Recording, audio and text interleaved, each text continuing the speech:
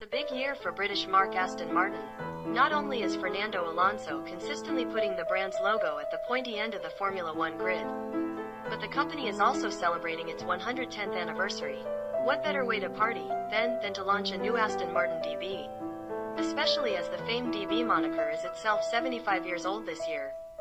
Meet the 2024 Aston Martin DB12, the first of 8 new Astons scheduled to debut over the next 24 months. The DB12, says Aston Martin Chief Technology Officer Roberto Fedeli, is a statement car.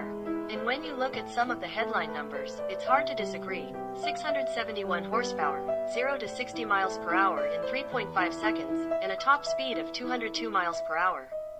All from a car that replaces the DB11 V-8, Aston's outgoing entry-level Grand Tourer.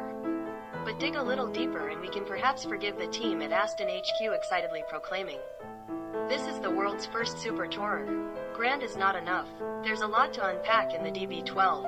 At first glance, the DB12 doesn't look all that different from the DB11, which is still one of the best-looking GTs in the business. There's a bigger grille and dramatic venting in the hood, plus new headlights, bumpers, and side sills.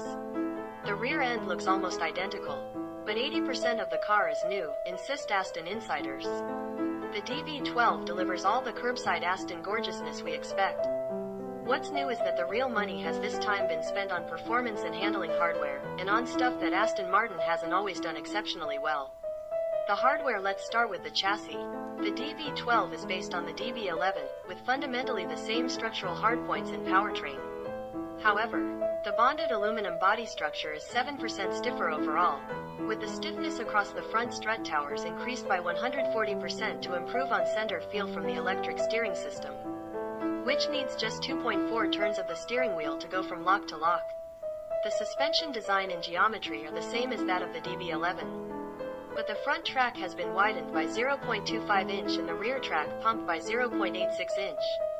The stiffer structure enables the new Bilstein DTX adaptive shocks, which have 4 times the operating range of the DB11's units, to better finesse wheel and body motions.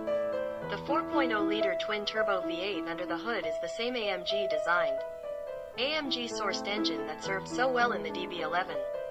But modified cam profiles and bigger turbos combined with compression ratio tweaks have boosted power to 671 horses at 6,000 revolutions per minute and torque to 590 pound-feet between 2,750 and 6,000 revolutions per minute.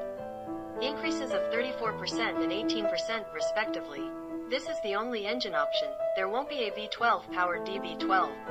Instead, the V12 will power a successor to the DBS 770 Ultimate, a fast and brawny front-engine coupe that will be badged Vanquish.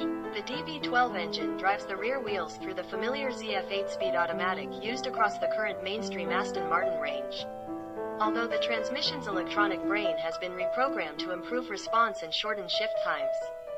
The final drive has been shortened 13% to improve standing start acceleration and in-gear rolling response, and for the first time on a DB Aston, an electronic differential is standard. The default brake setup includes drilled and slotted steel discs measuring 15.7 inches up front and 14.2 inches